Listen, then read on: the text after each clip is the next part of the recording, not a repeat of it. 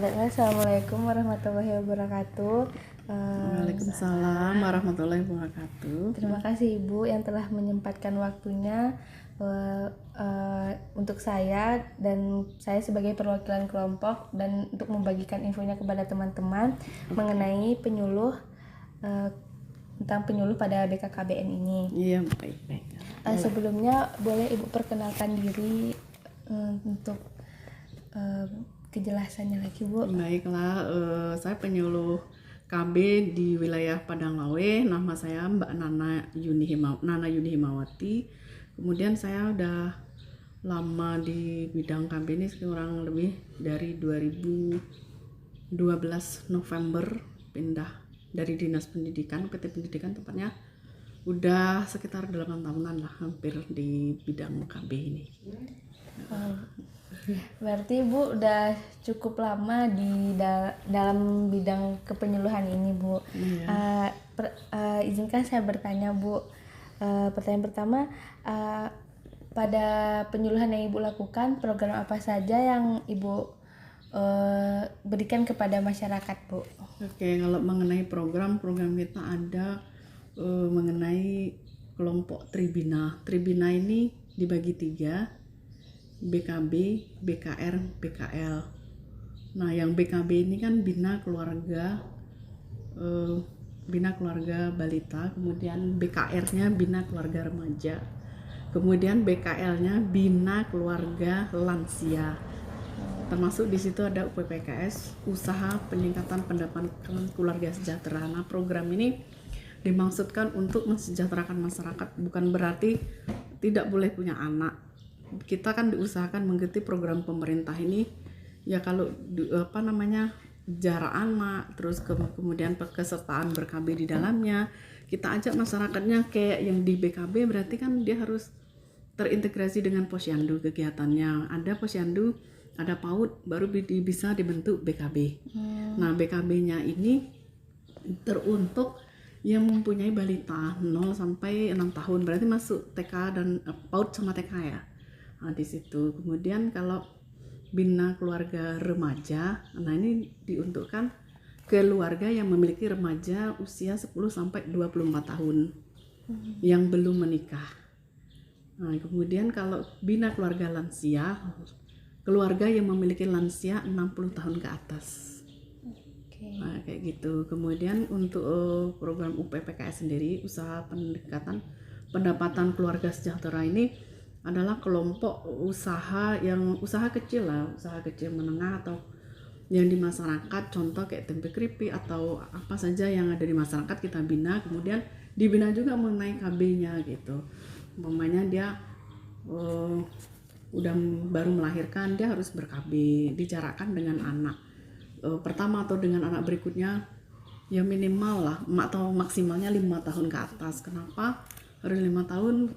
Mandiri kakaknya, baru ada adiknya, seperti itu. Kemudian kita bina juga peserta KB aktifnya supaya tidak DO atau drop out, supaya dia ber-KB ya untuk kesehatan dia, untuk kesehatan reproduksi, kemudian untuk kesehatan anaknya juga. Berarti kan ada untuk waktunya untuk keluarga dan anaknya kan gitu. Kemudian KB ini kan ada program KB-nya yang jangka panjang dan jangka pendek.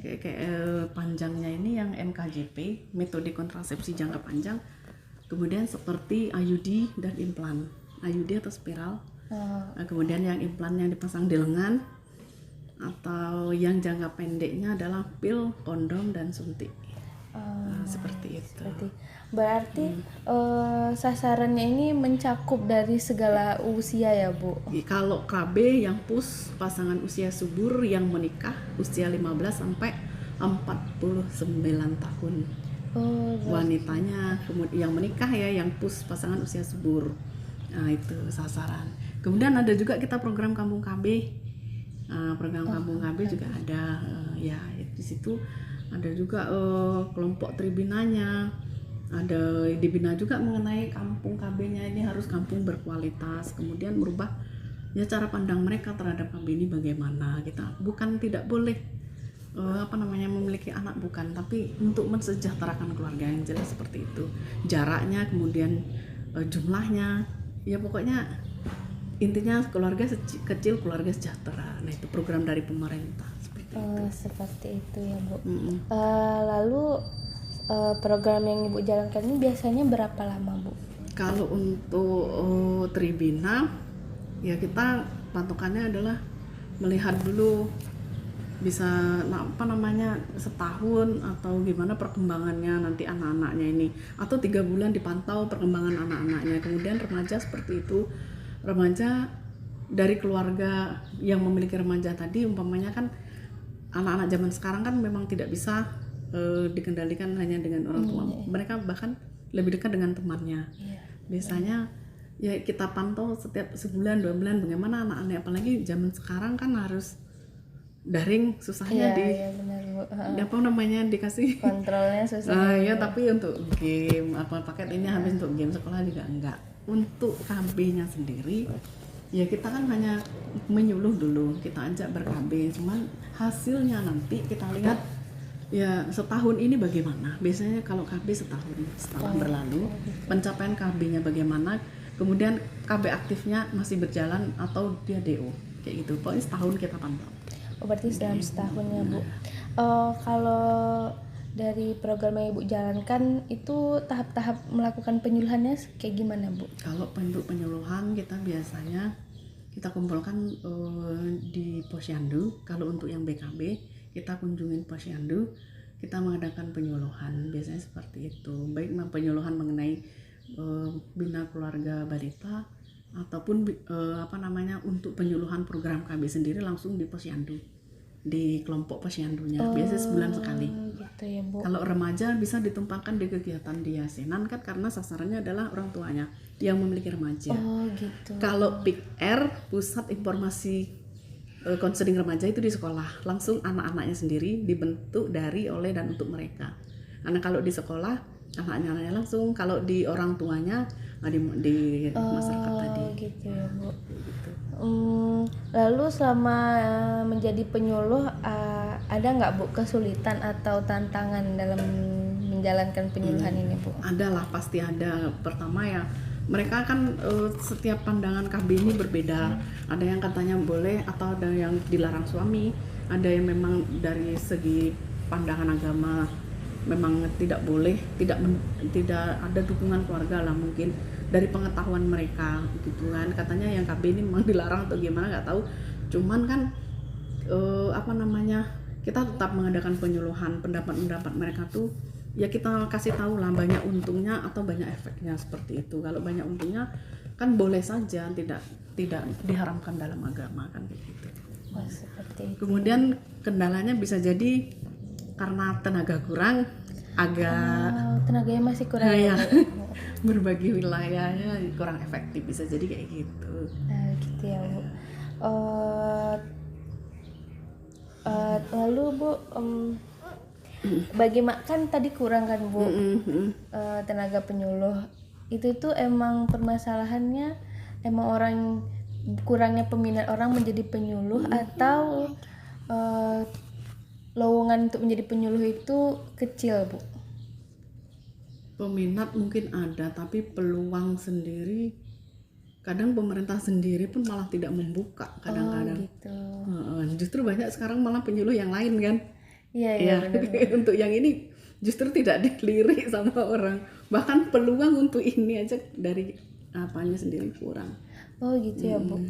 Kalau dari Ibu sendiri tahap-tahap menjadi penyuluh itu kayak gimana Bu? Tahap dari penyuluh ya kita kita pribadi kita siapkan dulu materinya, kemudian mempersiapkan diri lah dari segi materi atau ilmunya yang mungkin kita belajar dulu, kemudian konsultasi dengan pihak-pihak terkait, baru kita nanti kumpulkan ke masyarakat dengan kader, dibantu dengan kader, baru nanti di mana di tempat untuk penyuluhan atau kegiatan penyuluhan baru kita laksanakan sosialisasi penyuluhan kayak gitu. Kan ini Bu, wawancara ini kan ditujukan untuk dibagikan pada kelas pembelajaran agar teman-teman tahu nanti di jurusan pendidikan luar sekolah kelak bisa menjadi seorang penyuluh. Kalau jadi penyuluh itu bagaimana sih Bu cara jadi penyuluh gitu Bu? Kalau penyuluh sebenarnya pertama persiapan diri, kemudian mental, penguasaan materi, penguasaan terhadap audensinya kita. Pokoknya kita harus siap mental, itu yang pertama. Materi juga ya, seperti itu. Kalau enggak ya penguasaan bahan kurang, rasanya enggak sampai nanti materi ke masyarakat atau audiensinya. Gitu. Berarti lebih ke komunikasi. Iya, komunikasi feedbacknya nanti sampai nggak materi kita ke audiensinya. Berarti kita juga menjalin hubungan sosial dengan masyarakat. Nanti apa yang kita sampaikan tapi nggak sampai atau mereka tidak tahu kan percuma saja. Ya, penguasaan materi penting. Kemudian kita harus bisa bicara di depan, itu penting. Public memang nggak mudah. Walaupun di masyarakat kan bahasa kita aja kadang nggak ngerti, harus bahasa mereka. Kadang kendalanya di situ. Bahasa Indonesia saya nggak ngerti Bu, harus bahasa daerah. Jadi campur aduk kayak gitu. Harus sampai materi tadi. Gitu ya Bu. Harus ulet satu. Tantangan juga. Banyak masyarakat yang beda pendapat ini apa sih ini kayak itu kita harus ikuti apa maunya mereka. Kayak gitu ya Bu. Nah dari profesi Ibu sendiri sebagai penyuluh, dikatakan sukses menjadi penyuluh itu seperti apa Bu? Berhasil programnya. Berarti terjalankan program. Ya, ada nampak hasilnya dari jerih payah kita kemarin. Baru bisa dikatakan berhasil. Kadang-kadang udah jerih payah kita seperti ini, tapi tidak nampak keberhasilan itu, rasanya nggak puas. Gitu. Berarti kita lihat dari masyarakatnya lagi efektif programnya dijalankan atau enggak, seperti itu ya Bu. Nah kalau selama pandemi ini Bu, penyuluhan itu tetap dijalankan secara seperti biasa seperti sebelum pandemi atau gimana Bu? Biasanya dengan virtual meeting melalui WA group aja materinya. Kita bentuk WA group, kemudian kita sampaikan materinya di situ. Biasanya dibaca dengan kader kemudian anggota kelompok kegiatan itu. Nah dari situ nampak ada di ibu-ibunya tadi. Biasanya kayak gitu. Atau dikumpulkan tapi enggak sebanyak yang biasanya, atau 5 atau 10 orang tapi dengan jarak yang tetap diizinkan dengan prokes. Gitu. Tetap ada, cuman enggak sebanyak yang ini. Tetap menjaga protokol kesehatan gitu. ya Bu. Kadang dengan WA group kita sampaikan waktu melewati masa-masa pandemi yang berat kemarin kan tetap tapi dibentuk dengan WA group. Berarti nanti WA group nanti BKB ada, yang BKR ada, yang BKL juga ada. Baik BKR pun seperti itu. Berarti emang langsung dibentuk kelompok sesuai sasarannya melalui WA tadi ya Bu. Baiklah Bu, sepertinya pertanyaannya sudah cukup sampai sini. Terima kasih sebelumnya Bu. Iya, sama-sama. Semoga program yang Ibu lakukan dapat sukses dan Ibu diberikan kesehatan selama pandemi ini. Amin. Baiklah, assalamualaikum warahmatullahi wabarakatuh.